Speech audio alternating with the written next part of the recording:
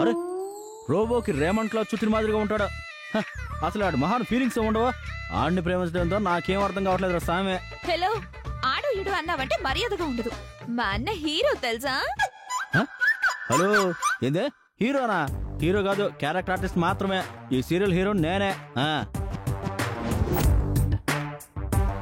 అయినా లవ్ గురించి నీకేం తెలుసులే? లవ్ లో ఫెయిల్ అయిన వాళ్ళకు తెలుస్తుంది ఆ బాధ ఏంటో. మళ్ళీ మొదలెట్టినావా? హీరో ఇదనే చే, ఆ టాపిక్ వదిలే. ఏందో ఒక్కొక్కరు ఒక్కొక్క టైప్ ఉండారు. చివరికి నేనేమవుతానో నాకేం అర్థం కావడంలే. ఇదిగో అలా కామ్గా ఉండటం కాదు, వచ్చేదో ఒకటి ప్లాన్ చెయ్యి. ఇరికిచ్చుండవుగా ఇంకో క్యారెక్టర్నే. మరి ట్రాక్ ఏందో చెప్పు.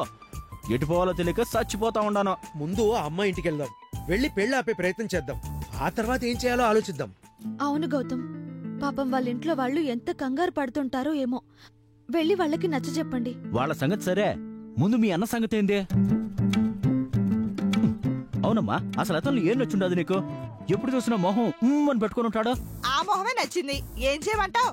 సరే, నచ్చడం ప్రేమించడం జరిగిపోయి ఉండదే. ఇప్పుడు వీళ్ళని ఎలా కలపాలా మనం ఆలోచించాలి.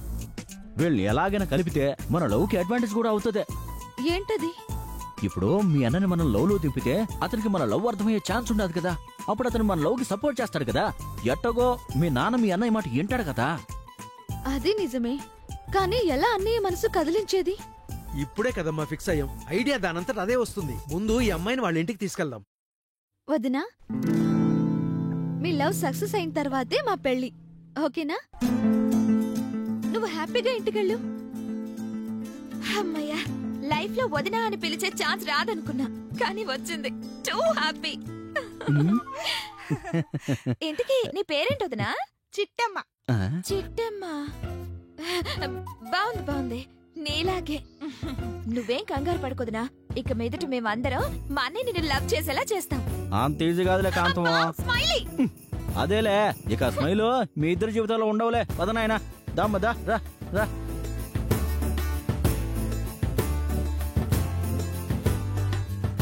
అక్క, అన్నయ్యని లవ్ చేసిందంటే చిట్టం మొదట గ్రేట్ కదా. గ్రేటే, కానీ వాళ్ళని ఎలా కలపాలో అది ఆలోచించు. వాళ్ళని కలిపితే మనం గ్రేటే తెలుసా? పద వెళ్దాం.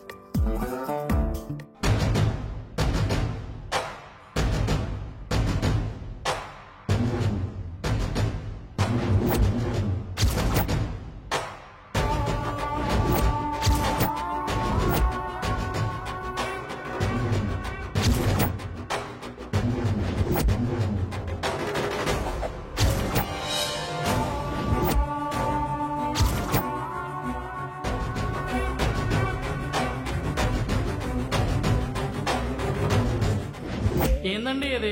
మీ అమ్మాయి గురించి చాలా గొప్పగా చెప్పారు, ఇప్పుడు ఏమంటారు? మీకు చెప్పకుండా ఏ పని చేయదన్నారు కదా. ఎవరినో లవ్ చేసిందంట, దానికేమంటారు? చేతిలో కత్తి పెట్టుకుని తిరిగితే సరిపోదండి, ఇంట్లో ఉన్న అమ్మాయి గురించి కూడా ఆలోచించాలి. ఏ ఇప్పుడు పంచలేదు అనిపించట్లేదా? తెగ నవ్వారు కదా, ఇప్పుడు మమ్మల్ని నవ్వమంటారా? సార్ మమ్మల్ని వదిలేయండి సార్, మీకు దండం పెడతాను సార్. ఏదో నోటు దూలతో ఉండబట్టలేక భాగం ఇంకెప్పుడు ఇటువైపు రాము సార్. ఎక్కడికి పోతారా? మీకు దూరంగా. మీరు నాకు దూరంగా పోవాలంటే నా కూతురు నా దగ్గరికి రావాలి. ఇదేం ట్విస్ట్ అండి? మరి మీరు నా కూతుర్ని పెళ్లి చూపులు చూడటానికి వచ్చినందుకే కదా నా కూతురు తనకు పెళ్లి చేస్తానని భయపడి పారిపోయింది. మీ అమ్మాయి పారిపోలేదండి, చావడానికి వెళ్ళిందని తన ఫ్రెండ్ చెప్పింది కదా. అంత లేదు, అది రత్తయ్య కూతురు. సావడం లాంటి పిరిగి పని ఎప్పుడు చేయదు. ఇందాక కూడా ఇంతే కాన్ఫిడెన్స్ గా చెప్పారు, చివరికి ఏమైంది? మీరు అనుకున్న దానికి కంప్లీట్ గా రివర్స్ అయ్యింది. అల్లుడు కంగారు పడమాకు, నా కూతురు తిరిగి వస్తా చూడు. నాకు అలా అనిపించట్లేదు. నాన్న,